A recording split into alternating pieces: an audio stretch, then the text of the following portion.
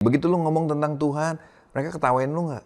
Maksudnya gini, mereka, alah gaya aja lu, biasa juga. Nah itu dia. Enggak. Ya nggak tahu gua kan, lu jawab enggak kan nggak tahu gua. Iya. Kalau menurut Koko, kalau gua ngomong rohani gini, Agak aneh.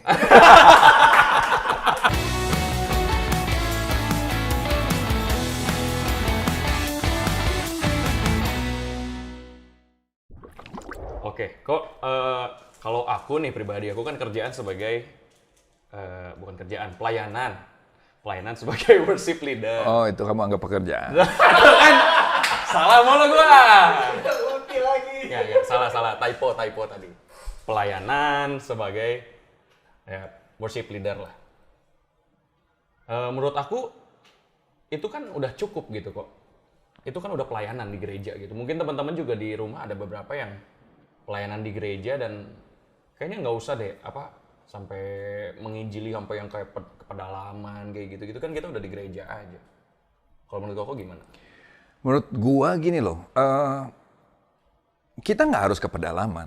Tidak semua harus ke pedalaman, kecuali lu dipanggil ke sana. Setuju. Jadi kita tuh harus menemukan kita dipanggil kemana. Kalau lu nggak dipanggil ke pedalaman, jangan ke pedalaman, lu bikin repot orang di sana. Ya kan? Lu jadi di mana lu dipanggil? Nah, kalau bilang cukup di gereja, kita mesti tanya gereja tuh artinya apa sih? Gereja tuh sebetulnya berasal dari kata ekklesia, yang artinya dewan perwakilan Tuhan yang dipakai untuk menentukan kebijakan atas sebuah kota. Kira-kira gitu loh, ekklesia. DPRD, itu arti kata ekklesia. DPRD, yang menentukan keputusan-keputusan penting buat kota. Jadi gereja harusnya bukan cuma ngurusin kebaktian, gereja harusnya ngurusin kota. Lu ngerti kan? Oke. Lu ngerti kan? Takutnya nggak ngerti. Iya, aduh. Gue tertuduh banget jadi MC di sini gue. Perasaan segmen 1 ringan-ringan aja. Ini tolong direkam ya. Ngerti nggak? Oke. Ngerti. Gereja harusnya ngurusin kota. Jadi kita mestinya gini. Tapi kan gue WL doang. Kan cukup itu kok. Nah, kalau lu nggak ngerti eklesia, makanya lu bilang cukup. Kalau lu ngerti eklesia, harusnya kan gue nggak hanya WL. Karena apa? Gue eklesia. Gue harusnya orang yang dipanggil memikirkan kota juga. Untuk menyatakan kasih Tuhan. Jadi gini, kita dipanggil untuk membangun jembatan, the bridge dari Tuhan ke kota kita. Di mana Tuhan tempatin kita. Karena gereja tidak pernah dibuat untuk kebaktian saja. Tidak pernah. Gereja tidak pernah dibuat nih, gue sih online aja. Online apa? Itu buat saya bisa dengar firman online. Saya bisa online, tapi gereja tidak pernah bicara soal saya. Kalau selama ini kan mikirnya kalau gereja ya gedung lah. Ya itu panjang sih sesinya itu nanti. jadi tapi ternyata begitu Koko jelasin tadi gitu, ternyata kan gereja tuh lebih dari itu. Gereja sama sekali bukan gedung, nggak pernah. Jadi Tuhan sama sekali bukan. Nggak pernah. Gereja tuh eklesia tadi, DPRD. Jadi gini, lu DPRD-nya Tuhan bukan? Nah, jadi kita mikir, gue DPRD-nya Tuhan. Wah, gue nggak pernah kebayang DPRD-nya Tuhan. Nah, berarti kita harus kembali ke firman bahwa kita adalah DPRD-nya Tuhan. Berfungsilah sebagai DPRD-nya Tuhan. Yang memikirkan nasib kota, yang memikirkan kebaikan buat kota, yang memikirkan kehendak Tuhan buat kota kita. Terus gimana kita mau, seperti yang Koko bilang tadi, kita pengen nih ngarah ke situ, kita pengen jadi eklesianya. Kita harus gimana nih, Kok? Oke, kalau lu sadar lu kayak anggota DPRD misalnya gitu ya, kita ngomong begitu aja dulu ya. Lu mesti berpikir kan, kota gua ini ada masalah apa? Ya, karena lu DPRD loh. Lu yang menentukan banyak hal buat kota lu. Kota lu tergantung sama keputusan lu. Kota lu tergantung sama hasil rapat lu. Minimal lu harus tahu ada masalah apa di kota gua. Ada kebutuhan apa di kota gua. Nah, lu dipilih di DPRD kan lu ada yang milih kan misalnya. Yang milih mana? Daerah kota utara, bagian utara. Lu mesti lebih rinci lagi. Kota gua yang daerah pemilih gua ini, konstituen gua tuh punya masalah apa, punya kebutuhan apa. Nah, di situ harusnya gini, kita menemukan calling kita. Gua punya panggilan buat anak-anak basket. Gua punya panggilan buat anak-anak hiking nih. Itu udah semakin mengkerucut. Terus temukan. Anak-anak hiking ini kira-kira ada masalah apa ya? Ada butuh apa ya? Waktu lu udah mulai bertanya begitu, itu mulai jembatan mulai terbangun dan mulai akan mendarat tuh. Kita udah mulai mikirin. Iya. Karena gini, masuknya dari mana berita Injil itu? Masuknya dari mana kabar baik itu? Tuhan selalu masuk dari kebutuhan. Sakit pendarahan, Tuhan masuk dari sakitnya, dari kesembuhannya. Sakius perlu penerimaan, Tuhan masuk lewat penerimaannya. Wanita dengan 5 suami, Tuhan masuk dengan memulihkan rasa tertolaknya dan semuanya. Semua punya kebutuhan dan kebutuhan itu adalah jalan masuk buat kabar baik bahwa Tuhan mengasihi mereka. Nah jadi jangan cuma sekedar mau niatnya gue gaul supaya gue dianggap keren, bukan begitu. Kita gaul untuk menemukan kebutuhan mereka. Dan disitulah nanti gini loh, kita akan lihat Tuhan akan menjawab kebutuhan mereka lewat kita. Atau, tadi kan gitu ya, atau lu bisa mikirnya gini, gue butuh apa ya? Wah, gue lagi pusing nih soal kerjaan. Gue perlu ketemu orang-orang yang bisa membimbing gue soal kerjaan. Misalnya begitu. Iya. Nah, apakah yang butuh kerjaan cuma lu? Banyak yang struggle. Banyak. Nah, dengan kata lain nih, gue perlu ditolong dan ada banyak orang lain juga perlu ditolong punya masalah seperti gue nih, yang perlu ditolong. Jadi kenapa nggak waktu gue ditolong, gue ajak orang-orang juga supaya sama-sama ditolong. Dari situ aja lu udah mulai menjawab kebutuhan mereka dan itu akan itu jembatan mendarat tuh saat. Waktu lu udah mulai saling menolong, semua mereka akan terbuka. Waktu lu cerita sesuatu mereka, itu bisa, banyak hal bisa terjadi di sana. Penginjilan bisa terjadi. Dari situlah lu akan mulai bahwa gini, pelayanan lu bukan sekedar hanya di gereja. Tapi pelayanan lu mulai menjawab kebutuhan dari komunitas-komunitas di mana Tuhan panggil lu. Gitu. Kalau dari penjelasan Koko berarti pelayanan itu lebih dari sekedar punya jadwal pelayanan di gereja aja, tapi sehari-hari kita justru ya Kok ya? Oh iya dong, ya banget. Malah itulah pelayanan kita. Jadwal di gereja tuh cuma sekali-kali aja, seminggu sekali. Ya.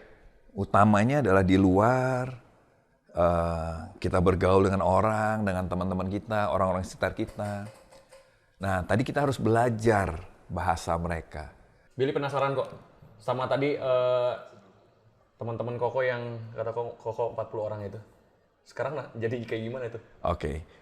Mereka kalau gue lihat mereka merasa gue meninggalkan mereka merasa gue mengkhianati mereka dan sebagainya. Tapi ternyata jadi mereka nggak ada hubungi gue. Mungkin gue dianggap ngilang karena gue memang sibuk sekali dengan pelayanan dan melayani ini dan akhirnya mereka anggap kayaknya kita nggak punya tempat lagi di hatinya Andi, mungkin gitu ya, romantisnya gitu lah ya. Wow. Tapi waktu kemarin, beberapa waktu lalu kita reuni 25 tahun, dari situ gue mulai terhubung lagi sama mereka. Dari situ gue baru tahu ternyata hampir semua terima Yesus. Sudah. Beberapa malah jadi hamba Tuhan. Mungkin 10 lebih itu jadi hamba Tuhan. Melayani Tuhan, ada yang jadi pendeta, ada yang jadi apa. Buat gue, wow. Dan mereka baru ketemu saat itu dan mereka baru mulai cerita sama gue. Gue gini loh Di. Wow. Sama sekali nggak lewat gue, tapi Tuhan menjawab dan Tuhan buat gue gini, wow Tuhan luar biasa ya. Tuhan menjawab doa gue yang tiap hari sampai kertasnya binasa itu. Ya kan? Tuhan menjawab dan Tuhan jamah mereka dan tanpa gue. Dan gue bersyukur untuk apa yang Tuhan buat. Dan waktu sekarang Koko ketemu reunian dan Koko dengar ceritanya mereka, bagaimana Tuhan benar-benar kerja sama hidup mereka. Speechless ya Kok ya? Speechless. Betapa bukan kekuatan kita ya memang ya? Dan gue merasa Tuhan ingat, itu kan 25 tahun yang lalu, 30, dan Tuhan menggenapi janjinya. Waktu itu Tuhan panggil gue gini, kamu melayani aku, biar mereka urusan aku. Karena gue berat sama mereka sebetulnya. Hati gue berat sama mereka. Tuhan kalau gue sibuk pelayanan, terus mereka gimana? Tapi gue udah injilin semua tuh, cuma menolak waktu itu. Beberapa menerima Yesus, sebagian besar menolak. Di situ Tuhan bilang, mereka urusan aku. Gue bilang, janji ya Tuhan. Tidak ada satupun yang binasa. Ya, gue nggak bilang doa kita sangat itu tahu apa ya, itu komunikasi gue sama Tuhan. Iya. Komunikasi sama gue sama Tuhan, bukan kita ngatur Tuhan, bukan sama sekali, tapi komunikasi sama Tuhan dan ternyata Tuhan menggenapi. Tapi berarti kalau dengar cerita Koko ya, berarti kan Koko 25 tahun tuh ya Kok ya? 30 tahun lah tepatnya. 30 tahun. Lu ngoprek umur gue ya lama-lama. Enggak, jangan suzon mulu. 30 tahun tuh maksudnya kan Koko konsisten terus untuk mengingat teman-teman Koko itu ada di doanya Koko. Mungkin dari teman-teman juga ada yang masih struggle buat doain keluarganya kah? Dan mungkin ada orang-orang yang udah sekarang udah mulai mau nyerah gitu. Percuma lah gue mau cerita tentang Tuhan juga gitu terus gitu keluarganya. Berarti memang konsisten itu perlu juga ya, persistensi buat kita doain seseorang itu. Gini loh, kita nggak mikir soal kita konsisten buat orang lain. Oke. Ya, lu nikmatin aja kasih Tuhan tiap hari, lu terus makin lu menikmati kasih Tuhan, lu pengen kenal dia lebih lagi. Makin lu mengenal dia lebih lagi, lu pengen menyenangkan dia lebih lagi. Otomatis hidup lu berubah, pengertian lu berubah, semuanya makin lama makin berubah. Itu sih maksudnya. Nah, ternyata itu yang akan membuat kita bisa mengasihi orang dengan konsisten. Jadi tujuannya bukan orangnya tuh, tetap tujuannya kita menikmati Tuhan. Dan Tuhan akan selalu membuat kita tidak menikmati Tuhan hanya untuk diri sendiri. Tuhan akan mendorong, aduh gila Tuhan gini banget ya. Aduh kenapa teman-teman gua nggak dapet ya. Lu otomatis akan berdoa buat mereka, buat keluarga lu. Kalau ngomong keluarga, adik gua satu pengedar narkoba, satu pemakai. Kokonya? Gua bandar. Jadi kita kacau balau. Papi gua bisa dibilang ateis. Karena dia beragama hanya gara-gara waktu zaman G13 PKI, kalau nggak punya agama ditangkep. Singkat cerita kita bertobat, gue injilin juga keluarga gue, dan tidak ada yang mau bertobat pada saat gue injilin. Tapi waktu gue terus menikmati Tuhan, tanpa sadar hidup gue berubah. Bukan sok rohani, kita nggak lagi menggurui, tapi hidup kita berubah. Adik-adik gue satu-satu bertobat. Papi gue akhirnya bertobat. Nggak sempurna loh ya, kita tidak sempurna, bukan cerita keluarga cemara atau apa, bukan. Kita penuh kekurangan, tetap masih bertumbuh, dalam pertumbuhan kita ada jatuh bangun, tapi semua akhirnya mulai belajar mengenal Tuhan. Kita tetap doain orang yang kita rindu buat kenal Tuhan, tapi kita juga bertanggung jawab untuk kita juga kenal sama Tuhan lebih lagi.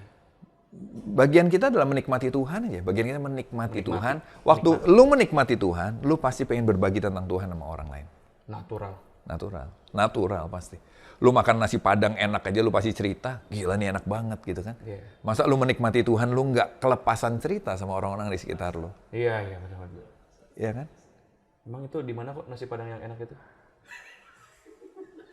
Soalnya kan belum pernah diajak gitu. Boleh lah. Kosong lah nanti sore lah. Gua sibuk. Tidak terbangun jembatan. Minum dulu kok. Minum. Kosong. Belok. Cuaks. Satu pertanyaan lagi kok. Oke, apa tuh? Oke, waktu kok masih awal-awal newbie. Pernah takut nggak menginjili orang gitu? Yang gua cerita tadi gua alamin, gua takut banget. Gua takut ditinggal teman, gua takut dijauhin, gua takut dianggap aneh. Ngadepinnya gimana? Selain kepaksa gara-gara tadi Koko? Waktu itu nggak ada yang lain selain kepaksa. Waktu itu betul-betul gue kepaksa, Tuhan pepet, Tuhan buat teman-teman gue tiba-tiba kepo, nanya dari mana, itu aja udah nggak biasa. Biasa mereka nggak peduli gue ada di rumah apa nggak, pokoknya mereka ke rumah gue. Ya kan? Dari mana? Pergi dari mana? Toko buku apa? Toko buku Kristen. Ngapain? Di Alkitab. Tips yang lain kalau mungkin teman-teman ada yang satu cerita sama Koko mungkin bisa. Kalau kepaksa ya kita harus memutuskan untuk cerita gitu kan. Kalau kayak tadi Koko. Kalau nggak kepaksa nih. Setelah itu gue nggak pernah terpaksa. Setelah itu gue melihat ternyata ketakutan gue tidak beralasan ya. Kita mulai berpikirnya. Ketakutan gue nggak beralasan, dan menurut gue nggak apa-apa juga sih kita dijauhi gara-gara Yesus. Ya udah. Itu hak teman gua, ya kan? Itu hak orang-orang. Mereka benci gara-gara kita percaya Yesus. Alkitab memang bilang kita akan dibenci karena kita ikut Yesus. Kok lu mau menghindari itu? Kan memang waktu kita belajar, memang gue dipanggil untuk hidup di dalam Kristus sebagai murid Kristus, dan konsekuensinya Alkitab bilang dunia akan membenci kita. Tapi dunia membenci bukan karena kita sok rohani loh ya, bukan karena kita sok tahu, sok menasehati gitu. Kok Billy coba simpulin dari perbincangan kita hari ini. Poin pertama adalah kalau cerita tentang Yesus ada kesempatan, langsung lakukan saja. Seperti itu ya. Terus yang kedua, harusnya kita sebagai orang Kristen nggak cuma terpanggil di gereja aja. Kayak Billy mungkin tadi pelayanan cuma sebagai worship leader di gereja aja. Tapi kita acuh sama apa yang kota kita butuhkan, lingkungan kita butuhkan apa. Care loh sama apa yang sekeliling kita butuhin. Betul. Minimal sama komunitas di mana kamu tahu kamu ditempatkan Tuhan di sana. Di sekolah, di tempat kerja. Tempat lu suka naik sepeda, teman-teman lu main sepeda. Hobi. Ya, lu suka nyanyi, teman-teman lu yang nyanyi. Iya. Lu pernah nggak cerita tentang Tuhan sama mereka? Lu pernah nggak mencari kebutuhannya apa? Oh, ada yang punya masalah ini dan lu bisa masuk di sana. Ya. Yang ketiga, kita harus bergaul juga sama teman-teman yang istilahnya Tuhan aja kan turun ke dunia bergaul dengan orang-orang yang mungkin dipandang sebelah mata sama manusia, sama orang-orang seperti kita gitu kan. Dia ini profesinya seperti ini ya. Kita juga bergaul untuk kita tahu kebutuhan dia tuh sebenarnya apa gitu. Tapi ya jangan kebablasan juga kan. Kita bergaul sama mereka malah kita jadi ikutan ke bawah gitu kan. Iya dong. Tapi kita bisa tahu kebutuhan mereka apa dan berangkat dari kebutuhan mereka itu kita sama-sama doain ya. Tuhan, teman-teman ini, komunitas ini kayaknya butuh ini. Pakai saya buat jadi jawaban buat mereka. Gitu ya, Ko ya? Ya. Bagus nggak kok? Bagus lah, boleh lah, boleh. Boleh. Puji Tuhan ya kok ya. Oke. Tapi tadi yang Billy bercanda-bercanda itu udah berkurang ya sekarang ya kok ya. Kan Koko suka tegur Billy katanya. Bercandanya kurang-kurangin. Nggak tahu, tergantung teman-teman yang lain menanggapinya apa. Coba lu ngomong rohani, gini, begitu lu ngomong tentang Tuhan, mereka ketawain lu nggak? Maksudnya gini, mereka, walah gaya aja lu, biasa juga, nah itu dia. Enggak. Ya nggak tahu gua kan, lu jawab enggak kan nggak tahu gua. Iya. Kalau menurut Koko, kalau gua ngomong rohani gini, agak aneh.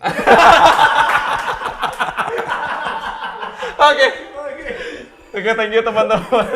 Jangan lupa untuk share tentang Tuhan Yesus dimanapun kalian berada. Pray, berdoa buat teman-teman kalian, connect, build relationship sama mereka dan respon kalau Tuhan kasih kesempatan buat kita cerita tentang Tuhan Yesus. Thank you, Pastor Andy Setiawan. Thank you. God bless you teman-teman. Bye-bye, God bless ya.